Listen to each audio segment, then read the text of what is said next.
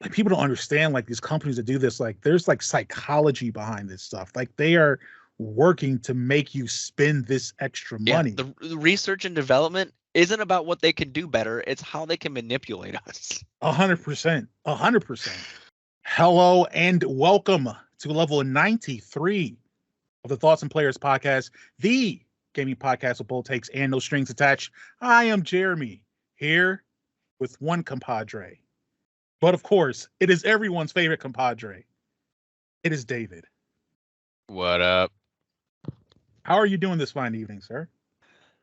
You know, it was a pretty long day, but I'm excited to get this going. You know, bring it down to a better time for the Yeah. day. What about you? I've been tired.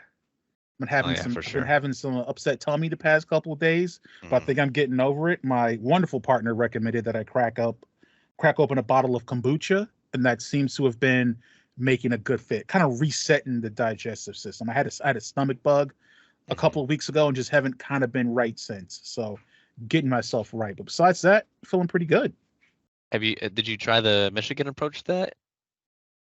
The Verners? Let me tell Yeah. you something. I have drunk Verners. I'm trying to. Well, okay, I'll go a little bit into intricacies here. There's the canned version and there's the bottled version. I have the bottled version of Verners. Verners has a very high sugar content. So Yeah. I'm trying to stay away. I mean, one bottle of Verners is over 100% of what's supposed to be a daily sugar intake. So I've been trying to stay away from it. I've been going with the can, which has a little less sugar. I don't finish it all. So I've been trying it, but it hasn't really been hitting. It feels like I needed the kombucha. I needed the probiotics to completely, reset your boy. But I get you. I get you. yeah. Ladies and gentlemen, chickens, ducks, and hens, we welcome you into this level of the pod, level 93.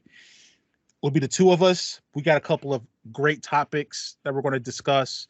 But before we get to those topics, we're going to talk about what we've been playing. Well, David, if you want to take it, you can go, or I can offer because I don't have that much. I don't have that much either. It's been a pretty busy week. Yeah. I've been trying to grind in that Overwatch because like I've realized I am a little better than what I was previously, and it's like you don't notice your climb. You just kind of notice one day like, hey, wait a minute, I'm making better decisions. This is crazy. Yeah. But like I was I'm Diamond 4 in Open Queue, and I've completed 5 wins 3 times, and I keep just going up in Diamond 4 just a little bit. Like I'm 13% higher than other players. I'm 50%. I'm 60%. I'm trying so hard to hit that Diamond 3, and it's just not letting me happen. But besides that, just a little TFT on my phone and Pokemon Go. That's it. All right. TFT, Team Fight Tactics, right? Yeah. Yeah. I remember it. I looked it up to make sure I remembered because whenever you whenever you say that, for some reason I think Team Fortress, but it's not. I think of that still, and I've never played that game. Yeah, I've never played it either. It's funny. It's pretty big though. Oh yeah, my brother loved it. Yeah. But that's some grinding, some Overwatch, trying to get up in Diamond, and then some TFT. That's pretty much been the game voyage this past week or so. Yeah. It's cool.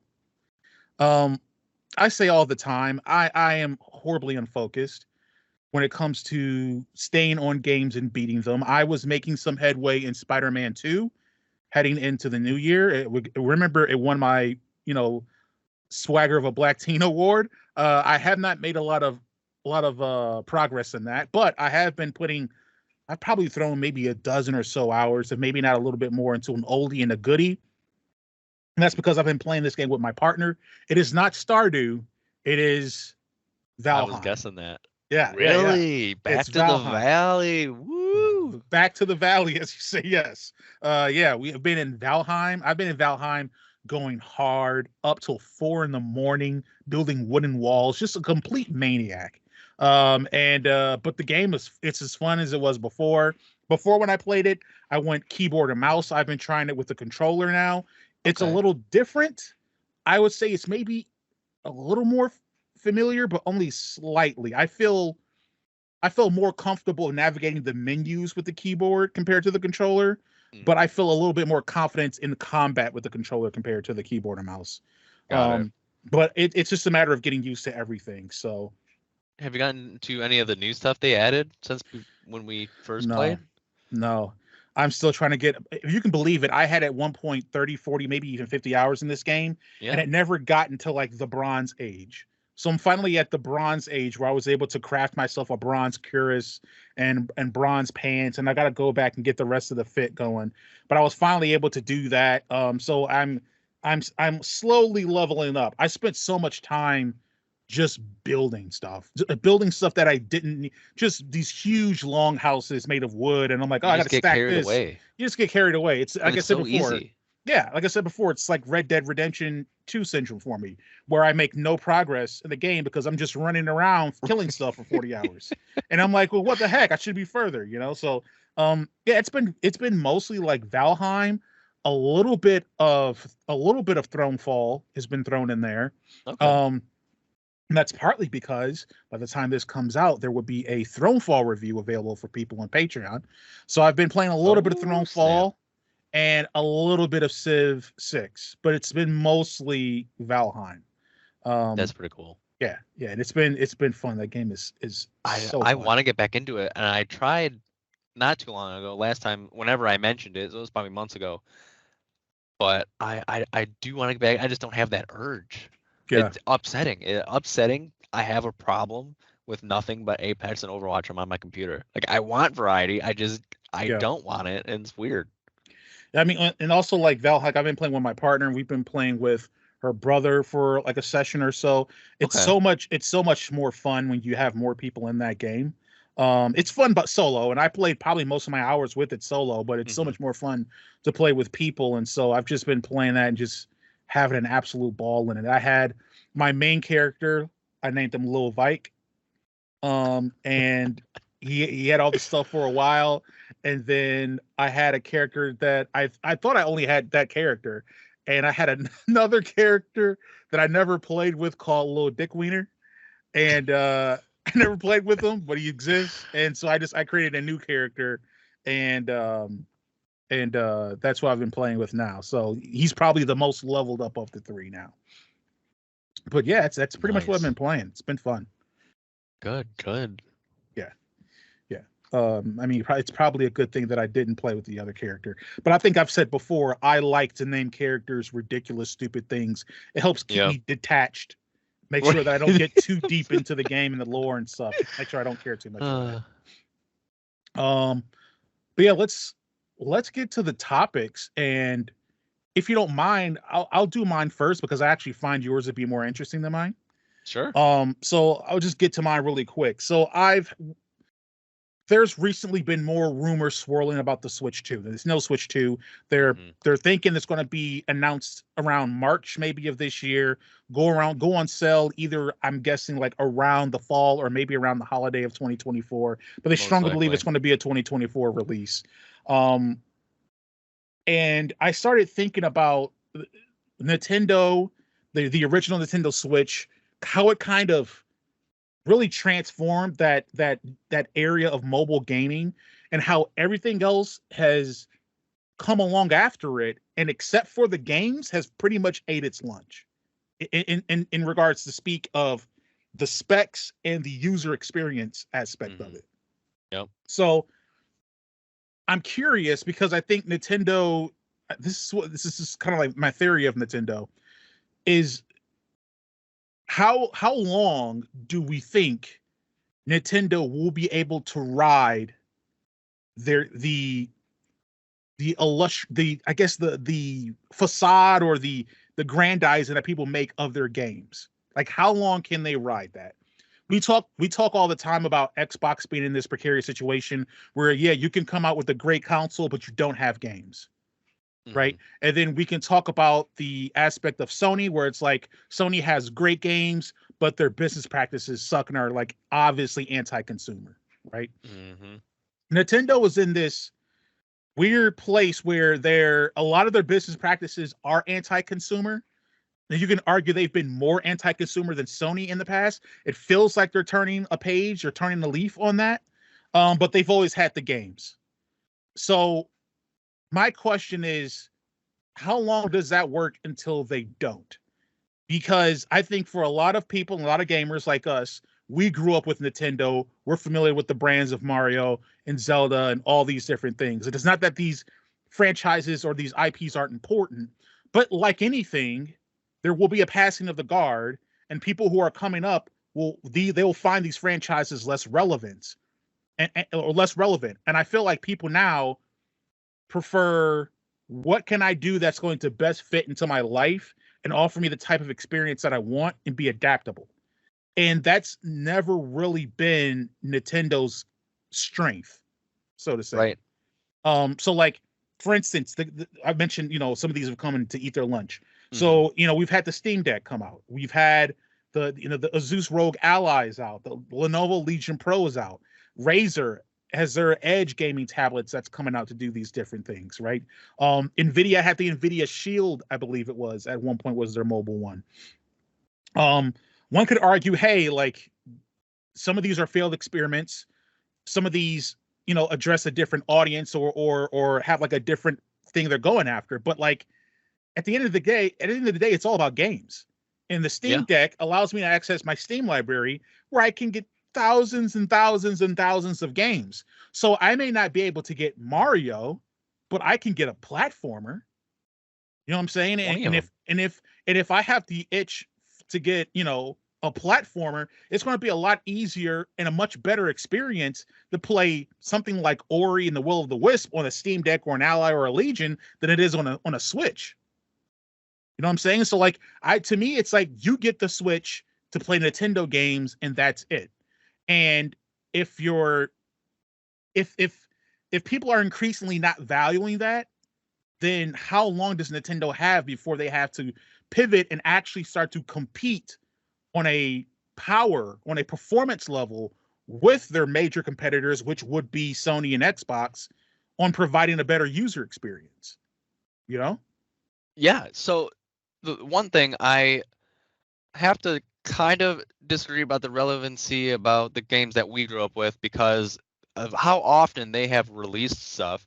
So like, even my son, he knows who Mario is and he's growing up with Mario because they were still releasing all of these games. Marios are kind of oversaturated at this point because they have Mario this, that, and the other.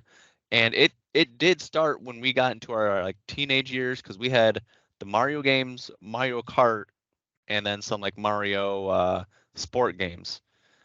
But now they have Mario everything, and it's not just platformers and stuff like that. And not saying they're bad because a lot of the sport ones really interested me weirdly, but you are right about the power level of the systems. They just don't compete in any way, shape, or form because people on other consoles and PC like just kind of laugh at Nintendo when they say, "Oh, look, we got Overwatch 2. We can play Apex and Fortnite." And I mean, that is great because some kids, that's all their parents can afford or get them or think that's what they want. And that's cool, but they don't get to enjoy the experience as much as someone else on a PC or an Xbox because it just doesn't run as well at all.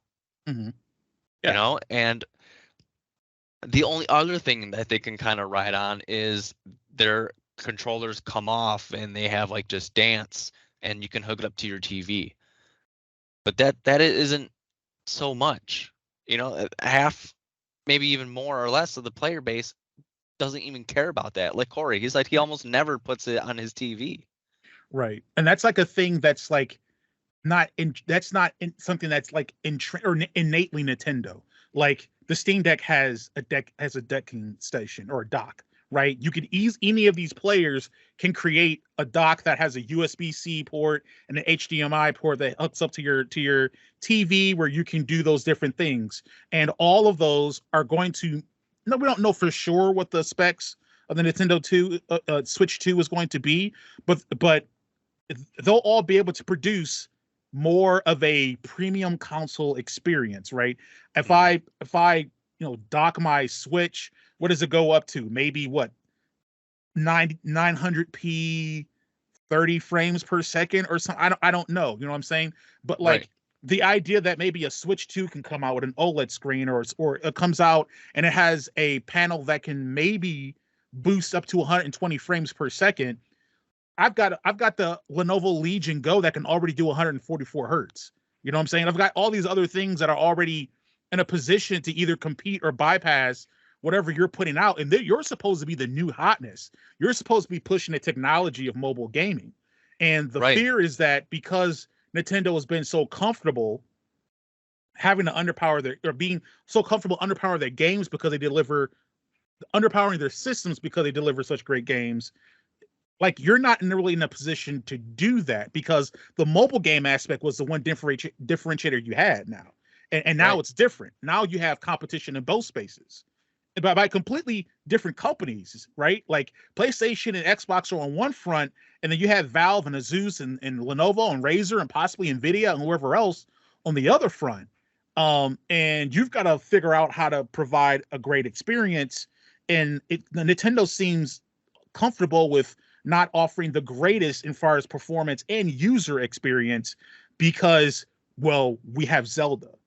And it's like, that's true. You have Zelda.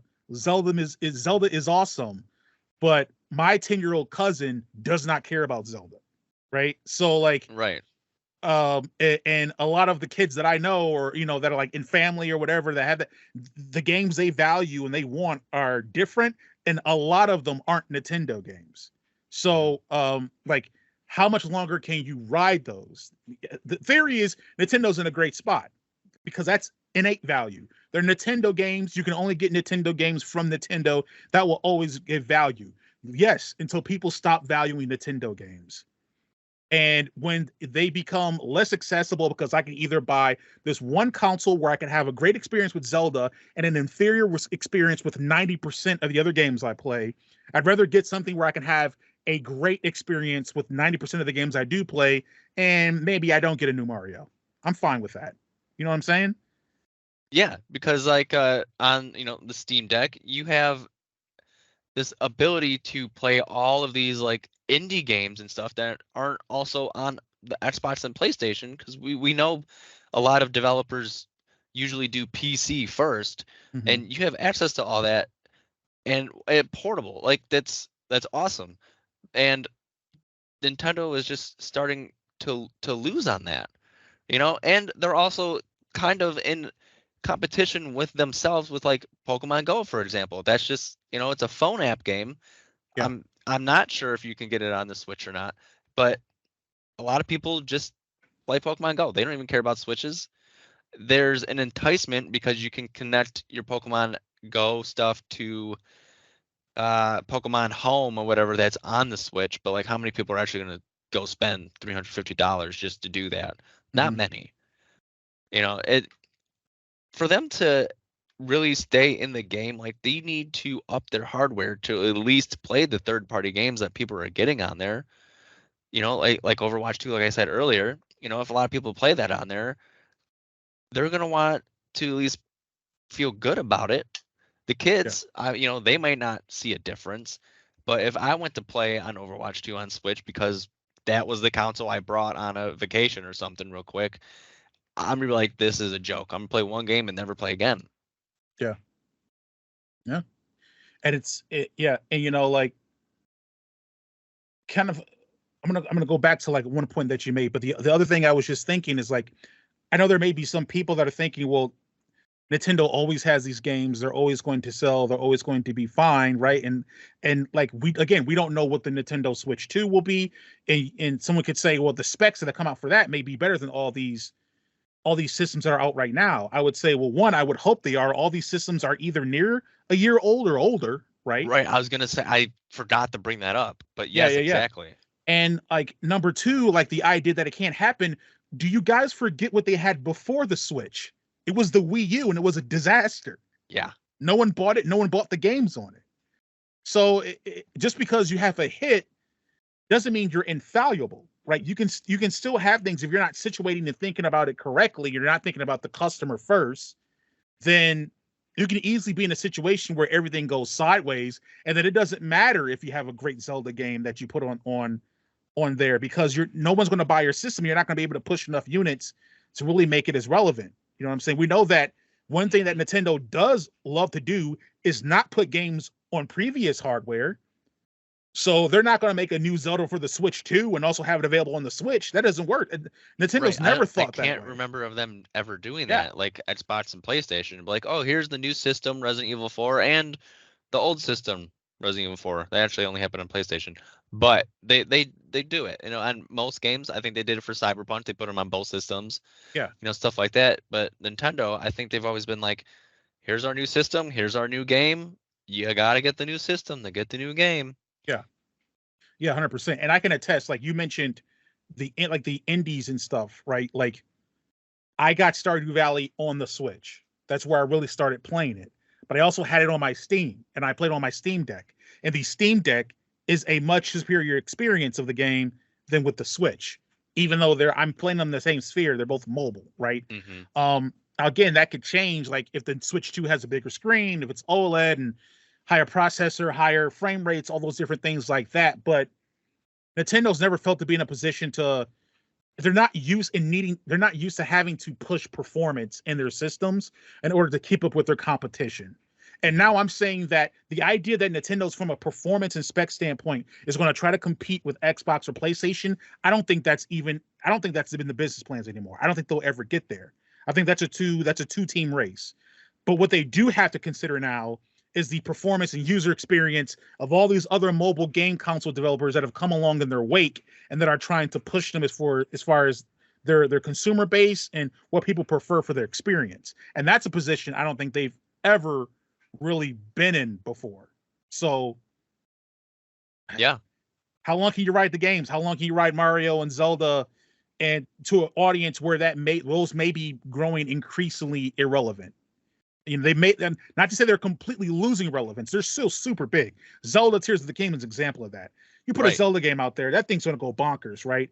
But how many people that are in a position to buy that now are going to buy it when it comes out? And also, I'm not talking about just like next year or this year or next year. I'm talking about 8-10 years down the line. You know what I'm saying? Like where are they headed with how they're going to compete based on writing these games, for how long they can do it? How long can they do that before they have to?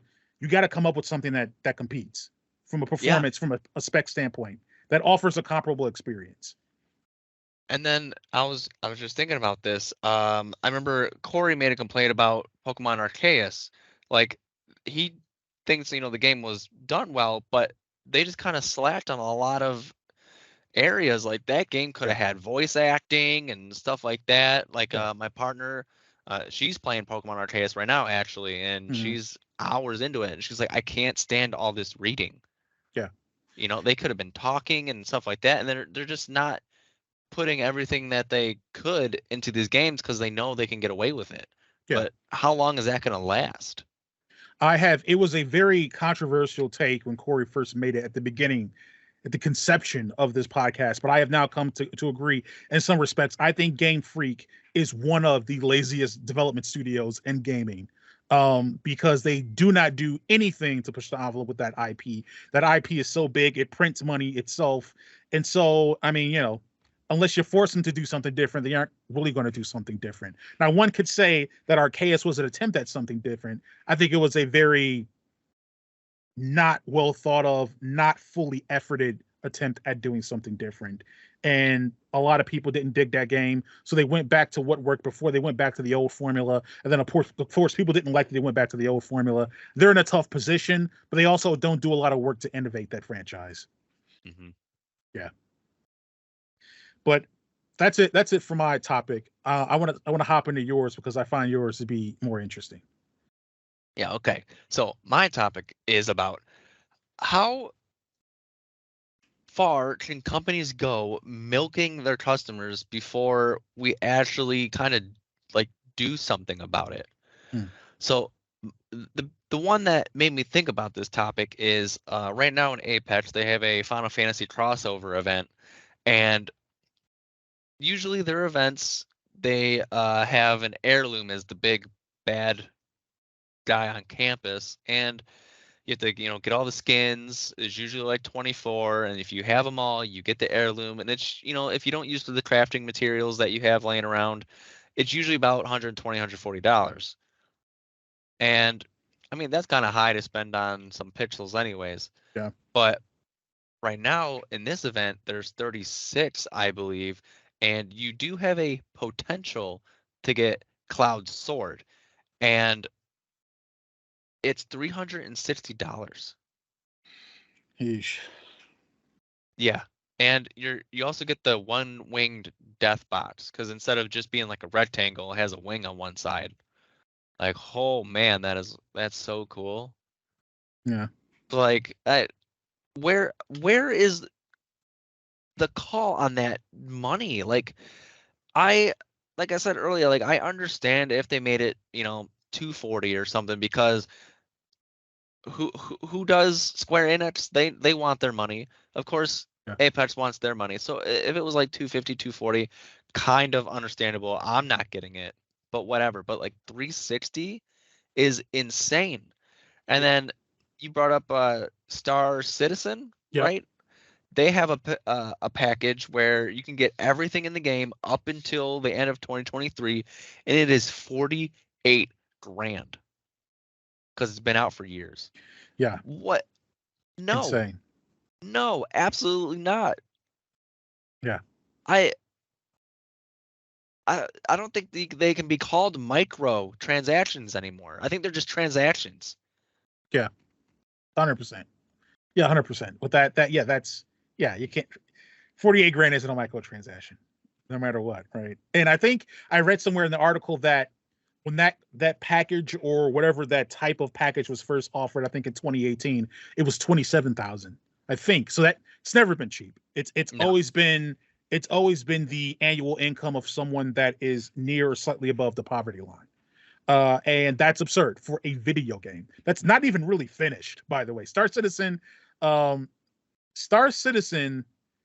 is an interesting game by itself because it's I don't want to use the word scam, but it has a very scammy appearance from the outside. Right. But in regards to like when does it stop? What's the dollar amount that we get to where it's like no more? Now you have to put the caveats because there's weirdly groups of people, fans that actually like defend multi-million and billion-dollar corporations having exploitative practices towards their customers. It's very weird energy. But like, yeah, these companies are free to charge whatever they want. But there's just the area of being reasonable or decent towards people, and like setting up something to be $120, $240, $360. I mean, it's just insane pricing. And we haven't really seen anything like that before. We all talk about like the old days where you'd get a game. I'd go game. I'd pay $50 for the game, and that was the game, right? Like I understand those aren't the days anymore. A lot, and I feel like we've noticed that the gaming industry has skewed more towards even your single player games feel like live service games, right? When you think about the DLC that comes out and all the other different microtransactions and purchases that are attached to them. Like it's been a long time since I've played a single player game that at one point didn't have a screen or a side activity that tried to sell me something, right? Right. I even think of something like Final Fantasy 16. There's like a point in a store or something else where they're like, hey, if you want to get more of this, you can go to the store. Then you can buy these coins that are $60, $70, $80.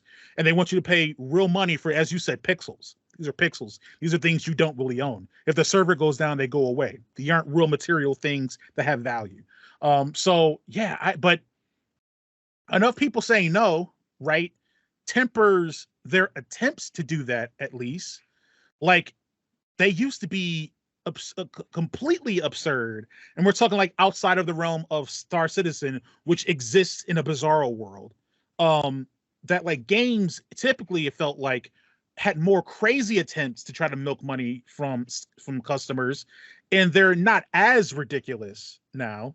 Some companies still try. I think there was a story not too long ago about Ubisoft at one point when you had an in-game ad that would run when you paused the game. It was in, I believe, Assassin's Creed Mirage, and I believe it happened in a different Assassin's Creed game. So yeah, like, Crazy. but it's Ubisoft. They're gonna do what they do, right? Um, they got called out for it before. They got called out for it this time. It got taken away. They're gonna keep probing until there's less outrage about it, right? Mm-hmm. Yep. The idea is that you just stay consistent on what you're willing and not willing to tolerate. And, eventually they say, okay, this is a no-go effort. We've tried this 18 times and it hasn't worked. We have to have a different approach. I think that's the way you really combat it, right? But like, yes, yeah, it's crazy and it's weird. And games like Apex will always have like the built-in excuse of, well, it's a live service. So, we're constantly creating new content and things to add to it and yada, yada, right?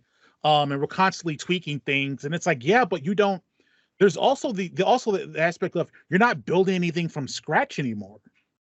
Like you're not building the game. Yeah. Entire back catalog of stuff you can just pull from. Yeah. Like you're like, it costs, you would think, much less to maintain the wall than to build the wall. Especially when you already have people helping you pay to maintain the wall. So why do you need to further increase whatever? Like, what are you doing that's so insane that you need to charge this amount of content? And like you said, Square Enix, they're part of it. Look, Square Enix was complaining about sales and stuff being weird with Final Fantasy 16, even though it's sold well. And by the way, Square Enix, it's kind of what happens when you make a game a console exclusive. You can't sell it to the other people that own other systems. It would seem obvious.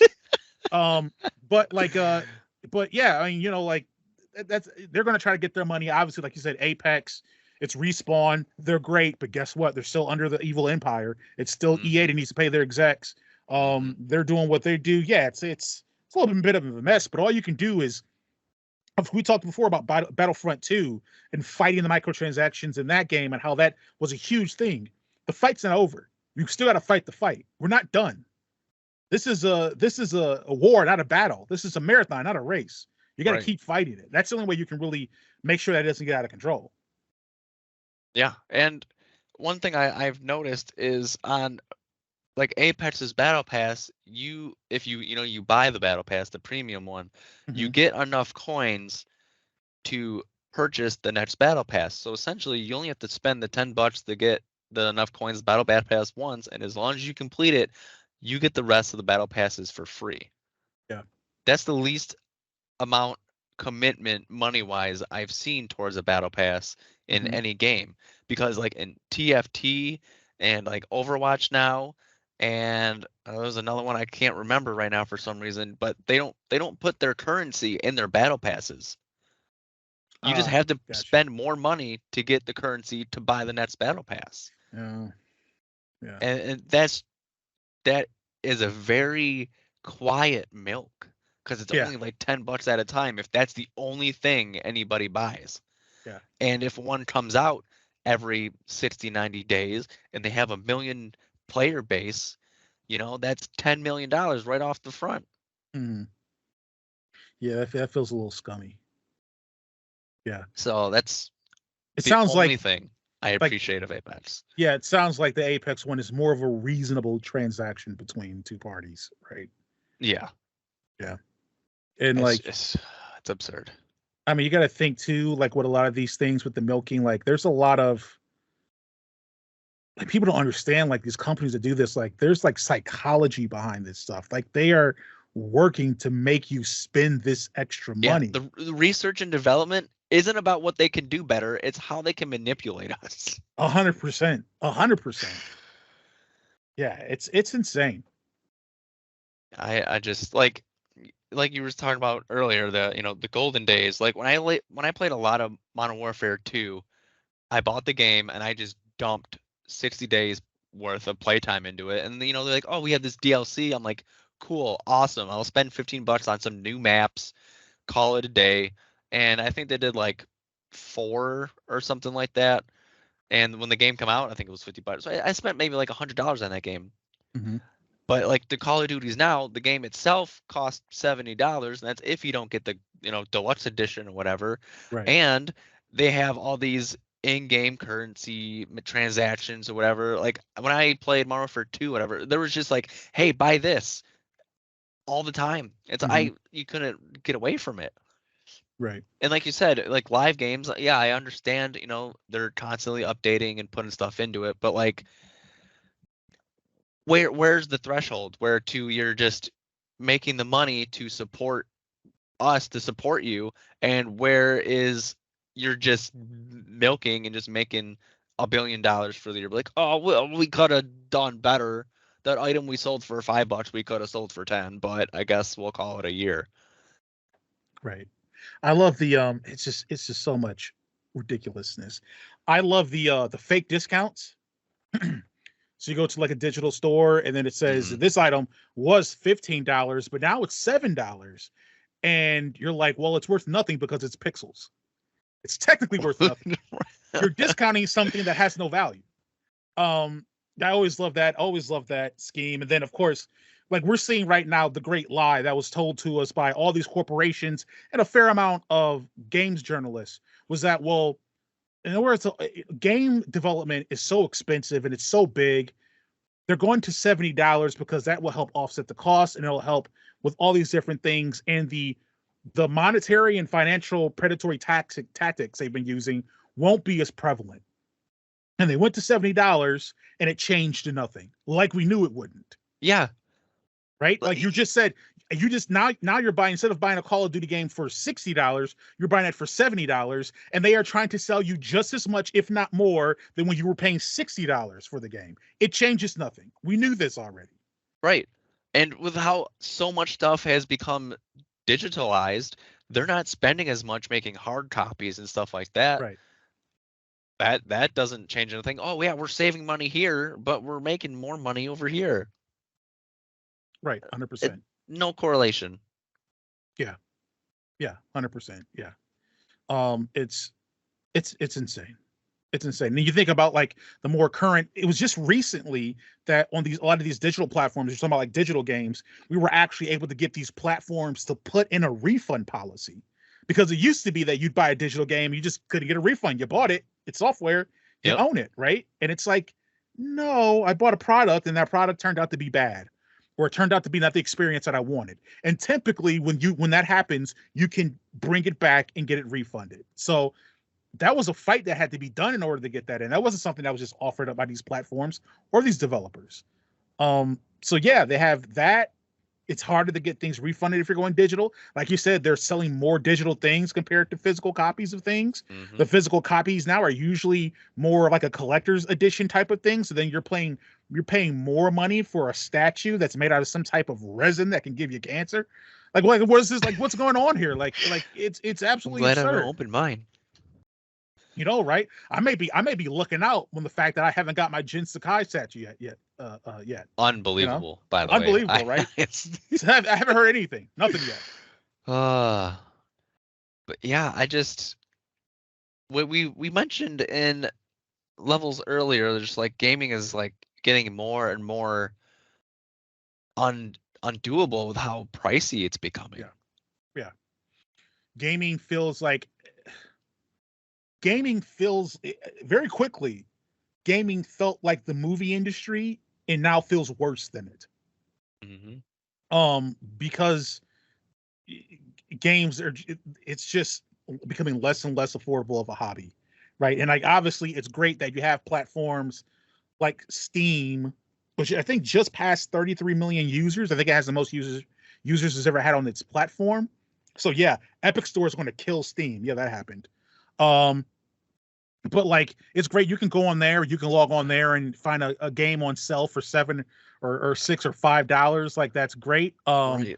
But overall, just like the AAA games, the games that demand the most attention, the games that these outlets put the most attention towards, they're as pricey and as predatory as Mm-hmm. ever. Yeah, because like for example, like all the indie games, there's many great ones out there. What kind of ad space do they have? They have their social media. Yeah. really, that's about it. All their time and money is going into making the games. Yeah. But Yeah. big EA, like, hey, here's our big blockbuster game of the year here, and we're gonna spend $1 million on ads to Yeah. get it out there. Yeah. It's hard to compete with that. Yeah.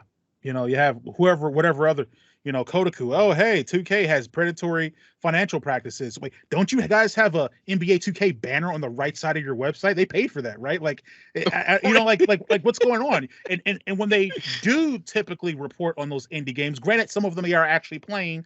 A lot of it is, hey, this game popped up on my Reddit. This game popped up on X. This game popped up somewhere that I wasn't looking, and I dug into it, and it seems like it has a lot of juice going on. So I'm going to write about it or dig further into it. Otherwise, it's like, it is what it is. Yeah, like, if you remember, do you remember where you saw Artful Escape or Omno? So Artful Escape, I saw on Game Pass. Okay, it was just up It there. was just and on. like, It was just on Game Pass. But I heard Okay. about Annapurna, and I knew about that studio, and I liked the games and the type of atmosphere that studio would make with their games. So I'm like, I'll try that out. Omno, I heard about from you.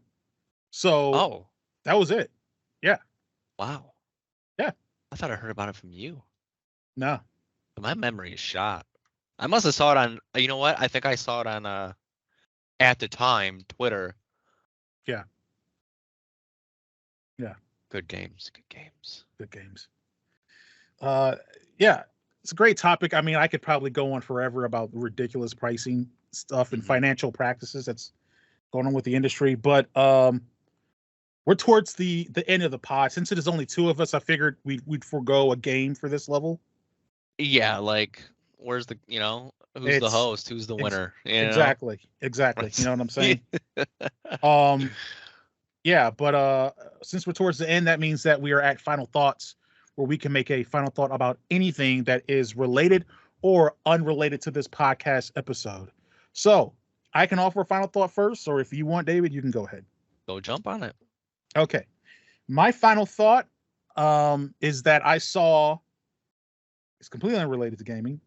I saw that Willem Dafoe finally got his star on the Hollywood Walk of Fame. I saw a clip for that. Yeah, he did. For one, congrats. Number two, what the hell took so long? Yeah, how did he get one after McAllister? I don't know. It's Willem Dafoe. It's Green Goblin. It's Boondock Saints and so much more. Yeah, he's been making good stuff for a while now. Forever. I mean, like one of the great actors in Hollywood, and he just got one. Okay. They're probably like, oh, you know what? We were supposed to give him back one in '97. Probably should get on that. Yeah, it may be. It may be, and that reminds me of another thing that I can give a final thought about. I would say, if in the whole of comedy, because I love comedy, I love stand-up comedy and all that, in the whole of comedy and comedy specials, Cat Williams' interview on Club Shay Shay. Oh, it's maybe one of the 5 greatest comedic specials, comedy specials I've seen in my entire life. I have seen so much from that. I haven't watched it, but I feel like I've watched it with how many different clips I've seen from that interview. Yes. I've had for a while now, I've had a strict rule of not watching movies that are like over 2.5 hours, and definitely nothing near 3 hours. It is a 3-hour interview. I have watched it multiple times. I will watch it multiple more times because it is one of the most entertaining things I have ever seen. It feels like, and I think about like the whole of the internet. I was telling my partner this the other day. The whole of the internet, that interview feels like Tiger King in 2020. It's just a singular entertaining event that just galvanized us for a moment, for a fleeting moment, just for a brief moment. I love it. I'll for sure watch it again. I count it as a comedy special, not an interview. It's a comedy special. It's a comedy special. That's my final thought. I mean, it might as well be. The things that have come out of that, just spilling all of the tea, all of it's hot, and all of it, people are like, you know what? This guy's right. Yeah. Holy crap.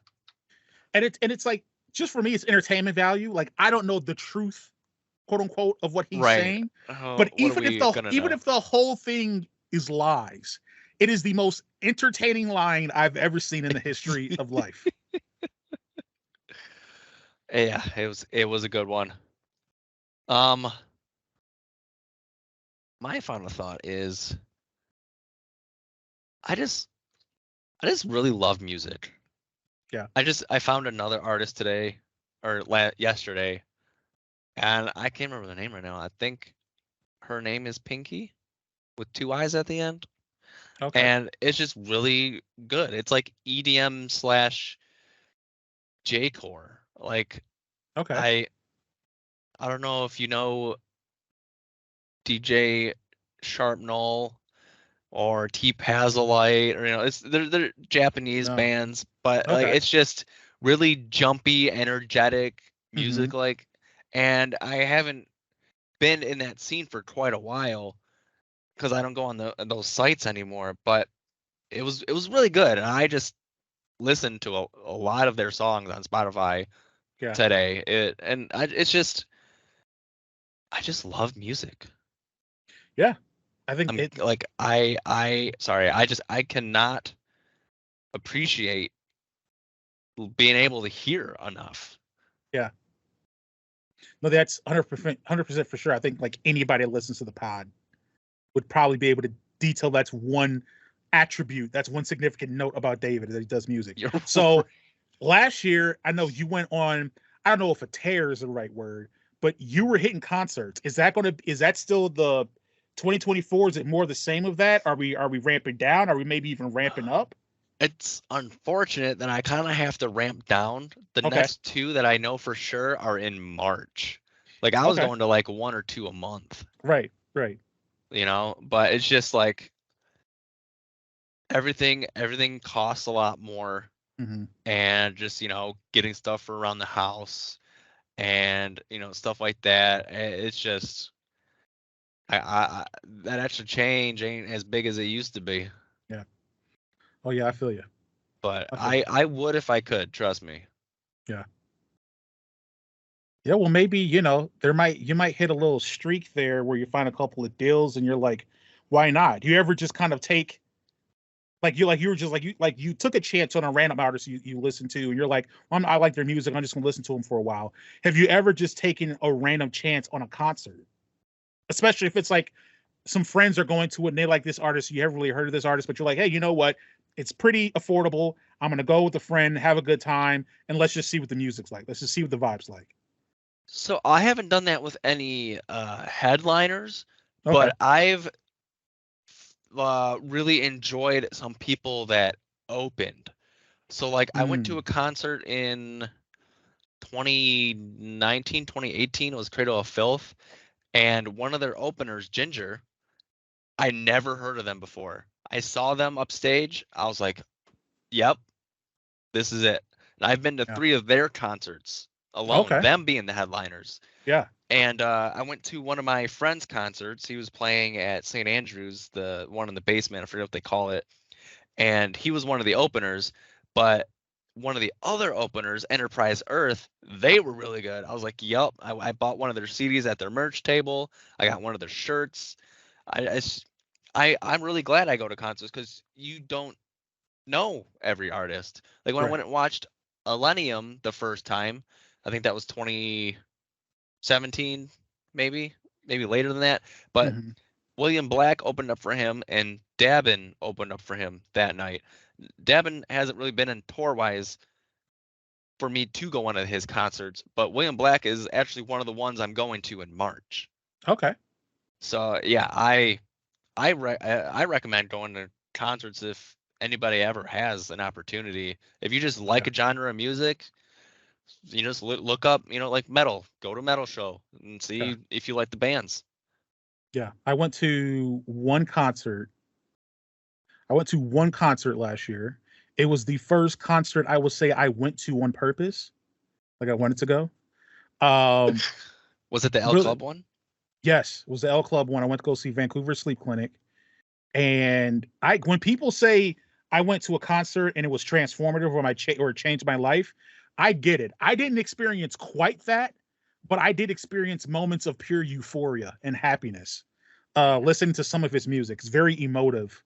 So like I get it. Concerts, I get it. And if you're going to one where you're like, hey, I want to go and just get completely like tore up, right? Like another one of my favorite artists is Empire of the Sun.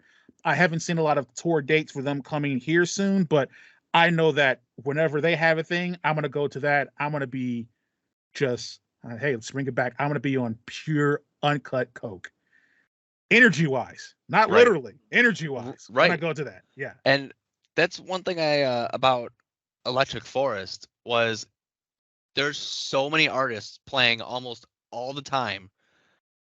You can find somebody you never heard of and fall in love with their music. So many stages, never bored. And there's not just Electric Forest. You know, there's Lost Lands in September in, I think it's Pennsylvania. There's Bass Canyon in Washington. I forget when that is. There's Dance Festopia, you know, and then there's the popular ones that people know about, you know, Coachella, Burning Man, stuff like that, like whatever, all these festivals. If you're ever going to one, just walk around. You're going to find someone. You're going to be like, I'm so upset. I have not listened to him before now. Yeah. It's awesome stuff. Maybe, who knows? Maybe we get big enough, we can do a live podcast concert. All right. And have all the players come in and listen in to us do the show. And then maybe we have some musical acts sprinkled in here or there. All right. Maybe we do that one day. Dream come true right there. Can only dream it. But that's it for our final thoughts. Yeah. We had quite a lengthy final thoughts there. Yeah. It's wow. Yeah. That brings us to the end of level 93 of the Thoughts and Players podcast. If you liked what you heard, please subscribe to the podcast on your preferred podcast platform. We're on Apple. Again, I would advise maybe you use Overcast instead of Apple Pod, but do what you do. We're on Google. We are on Spotify, of course, everywhere. Also, if you want to support the podcast, there's a couple ways you can do that. One is the merch store with this.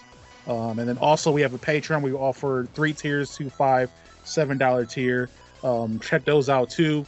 If you want to follow the pod, we're on the socials. You can check it out. We leave links. Facebook, Instagram, all those, TikTok, and then of course YouTube, where we upload video versions of the pod.